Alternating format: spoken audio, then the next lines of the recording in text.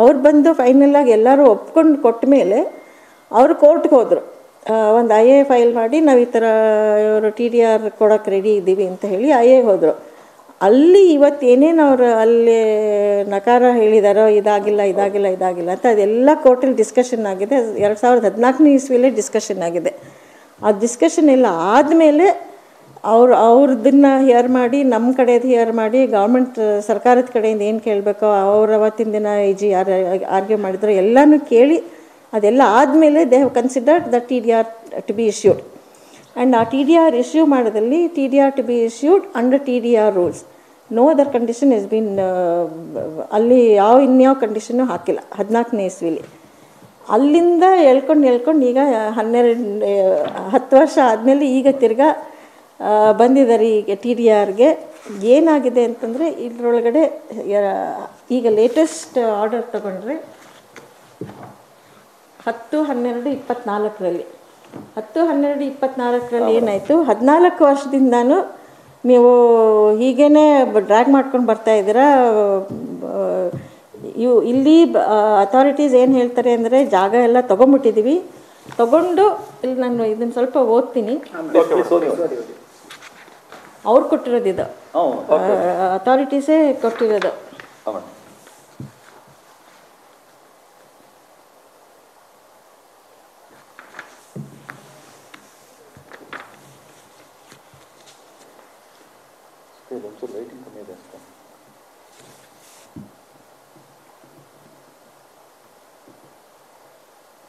So it can safely be said that necessary steps have been taken by BBMP for widening of roads and work in progress at present.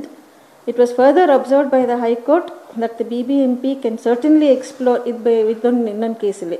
certainly explore some effective means and ways to see that the road is widened, work is done in speedy manner, and is not delayed on account of lame excuses or lethargy on the part of some officer of the BBMP or the executing agencies.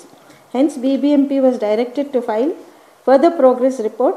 A further affidavit was also filed on 13/3/2023, which came to be recorded by the Division Bench of the High Court on 29/9/23, whereunder it was noticed that in paragraph 3 of the said affidavit, it had been stated that 95% of the road widening project is completed in all respects, and now there is free flow of traffic on the stretch, particularly with a reference to the stretch on Bellary Road and Kaveri Theatre Junction. The status report, which was called upon to be filed by the BBMP, resulted in filing further affidavits if the executive engineer, which again came to be recorded by the Division Bench of the High Court on 19/4/2023, whereunder it was stated that in respect of different phases of the road widening, the project is complete to the extent of 25%, 95%, 50% and 60% respectively. But ಇಷ್ಟಿದ್ರು clear ಇದ್ರು madam, ಯಾಕೆ ಇಷ್ಟೊಂದು ಗೊಂದಲ ಆಯಿತು ಅಂತ? ಆ ಗೊಂದಲ ಯಾಕೆ ಮಾಡ್ಕೋತಿದ್ದಾರೆ ಅಂತ ಅದಕ್ಕೆ ನಾನು ಜವಾಬು ಹೇಳೋಕ್ಕಾಗಲ್ಲ. ನಮಗೇನು ಅನಿಸುತ್ತೆ ಅಂತ ಹೇಳಿದ್ರೆ, ಈ TDR ವ್ಯಾಲ್ಯೂ ಅಂತ ಅವ್ರು ಏನು ಹೇಳ್ತಾ ಇದ್ದಾರೆ, TDR ವ್ಯಾಲ್ಯೂ ಅವ್ರು ಯಾವ ಥರ ಅದನ್ನು ನಿಮ್ಮ ಮುಂದೆ ಪ್ರೊಜೆಕ್ಟ್ ಮಾಡ್ತಾ ಇದ್ದಾರೆ, ಜನರಲ್ ಪಬ್ಲಿಕ್ ಮುಂದೆ ಪ್ರೊಜೆಕ್ಟ್ ಮಾಡ್ತಾ ಇದ್ದಾರೆ ಅಂದರೆ, ಗೌರ್ಮೆಂಟಿಗೆ ಅದು ಲಾಸ್ ಅಂತ. ಗೌರ್ಮೆಂಟಿಂದ ಯಾವ ದುಡ್ಡು ಕೊಡ್ತಾ ಇಲ್ಲ ನಮಗೆ. ಆ TDR ಅನ್ನೋದು ಕೂಡ it is not in the form of it is not compensation. ನಾವು ಲ್ಯಾಂಡ್ ಎಕ್ವಿಸಿಷನ್ ಕಾಂಪನ್ಸೇಷನಲ್ಲಿ ಹೋದರೆ ನಮಗಿನ್ನ ಜಾಸ್ತಿ ಬರ್ತದೆ. Whether that we will get it or not is another question. ಇವ್ರು TDR ಎಗ್ರಿ ಮಾಡ್ಕೊಂಡಿರೋದ್ರಿಂದ ನಾವು we have agreed for TDR, we are entitled to get TDR. ಅವರು 14 ವರ್ಷದಿಂದ 2009ಇಂದ ವಿ ಆರ್ ಇನ್ 2024 ಅಷ್ಟು ವರ್ಷದಿಂದ TDR ಅಂತ ಹೇಳ್ಕೊಂಬಂದು ಇವತ್ತಿನ ದಿನ TDR ಕೊಡೋಕ್ಕಾಗಲ್ಲ. And it is not the court has fix the value ಅಂತ ಹೇಳ್ತಾರೆ ಅವರು.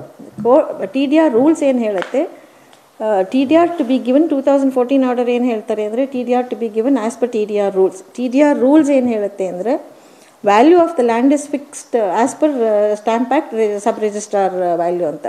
ಇವತ್ತಿನ ದಿನ ಸ್ಟ್ಯಾಂಪ್ ಆ್ಯಕ್ಟಲ್ಲಿ ಬಳ್ಳಾರಿ ರೋಡ್ ಮೇಲೆ ಈ ಕಡೆ ರೋಡ್ ಮೇಲೆ ಏನು ವ್ಯಾಲ್ಯೂ ಇದೆ ಅದನ್ನು ಕೋರ್ಟ್ನವರು ತೊಗೊಂಡಿದ್ದಾರೆ.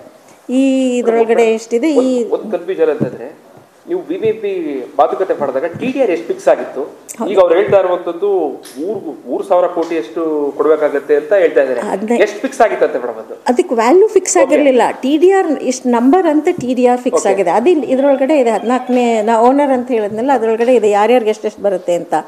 ಅದಕ್ಕೆ ವ್ಯಾಲ್ಯೂ ಫಿಕ್ಸ್ ಆಗಿರಲಿಲ್ಲ. ಅವತ್ತಿನ ದಿನ ಏನು ವ್ಯಾಲ್ಯೂ ಬರುತ್ತೆ ಅವತ್ತಿನ ದಿನ ಕೊಟ್ಟಿದ್ರೆ ನಮ್ಗೆ ಇನ್ನೂ ಕಮ್ಮಿ ಬರ್ತಾ ಇತ್ತು. ಅವ್ರು ಅವತ್ತಿನ ದಿನ ಕೊಟ್ಟಿಲ್ಲ, ಈಗ ಹೇಳ್ಕೊಂಬಂದು ಇವಾಗ ಕೊಟ್ಟಿದ್ದಾರೆ. ಇವತ್ತಿನ ವ್ಯಾಲ್ಯೂ ಅಷ್ಟಿದೆ. Stamp act sub registrar value ಪ್ರಕಾರ ಬಳ್ಳಾರಿ ರೋಡ್ ಮೇಲೆ, ಜೈಮಲ್ ರೋಡ್ ಮೇಲೆ ಅಷ್ಟು ವ್ಯಾಲ್ಯೂ ಇದೆ. ಅದಕ್ಕೆ ಇವತ್ತು ನೀವು 20 ವರ್ಷದಿಂದ ಒಂದು ಪ್ರಾಪರ್ಟಿ ತೊಗೋತೀರಾ, ಅವತ್ತೆಷ್ಟೋ ಒಂದು ಎಕ್ಸ್ ಅಮೌಂಟ್ ಕೊಡ್ತೀರಾ. 20 ವರ್ಷ ಆದ ನಂತರ ನೀವು ಅದನ್ನು ಸೇಲ್ ಮಾಡಿದಾಗ ನಿಮ್ಗೆ ಅದು 20ರಷ್ಟು ಬರ್ಬೋದು, 100ರಷ್ಟು ಬರ್ಬೋದು, ಕಡಿಮೆ ಬರ್ಬೋದು. ಹಾಗೆ ಅಂದ್ಬಿಟ್ಟು ನಾವು ನಿಮ್ಗೆ ಜಾಸ್ತಿ ಬಂತು ಅಂತಂದ್ಬಿಟ್ಟು ನಾನು ಇವಾಗ ಸೇಲ್ ಮಾಡಿರೋದು ನಿಂಗೆ ವಾಪಸ್ ಕೊಟ್ಬಿಡ್ತೀನಿ, ನನ್ನ ದುಡ್ಡು ವಾಪಸ್ ಕೊಡು ಅಂತ ಹೇಳೋಕ್ಕಾಗತ್ತಾ? What they are doing is, ನಾವು ಇದೆಲ್ಲ ತೊಗೊಂಡು ಮಾಡಿಬಿಟ್ಟು ಜಾಗ ವಾಪಸ್ ಕಟ್ಬಿಡ್ತೀವಿ ಅಂತ ಹೇಳ್ತಾರೆ. ಜಾಗ ವಾಪಸ್ ಕಟ್ಬಿಡೋಕ್ಕೆ ಮುಂಚೆ ಅಲ್ಲಿ ಮಿಲ್ಲರ್ಸ್ ರೋಡ್ ಮೇಲೆ ಕಂಟೋನ್ಮೆಂಟ್ ಸ್ಟೇಷನ್ಗೆ ಆ ರಸ್ತೆನ ಯಾರಿಗೂ ಹೇಳಿದೆ, ಪಬ್ಲಿಕ್ಕಿಗೂ ಹೇಳಿಲ್ಲ, ಯಾರಿಗೂ ಹೇಳಿದೆ ಒಡೆದು ಬಿಟ್ಟಿದ್ದಾರೆ. ಅಲ್ಲಿ ಒಂದು ಹೆರಿಟೇಜ್ ಬಿಲ್ಡಿಂಗ್ ಇತ್ತಲ್ಲಿ, ಅದನ್ನು ಒಡೆದು ಬಿಟ್ಟಿದ್ದಾರೆ, ಅಂಡರ್ ಪಾಸ್ ಕಟ್ಬಿಟ್ಟಿದ್ದಾರೆ. ಅದು ದಟ್ಸ್ ಆಲ್ಸೋ ವೈಲೇಷನ್. ಯಾರಿಗೂ ಏನು ಹೇಳಿದೆ, TDR ಕೊಟ್ಟಿಲ್ಲ, ಏನೂ ಹೇಳಿದೆ, ಒಡೆದು ಕಟ್ಬಿಟ್ಟಿದ್ದಾರೆ.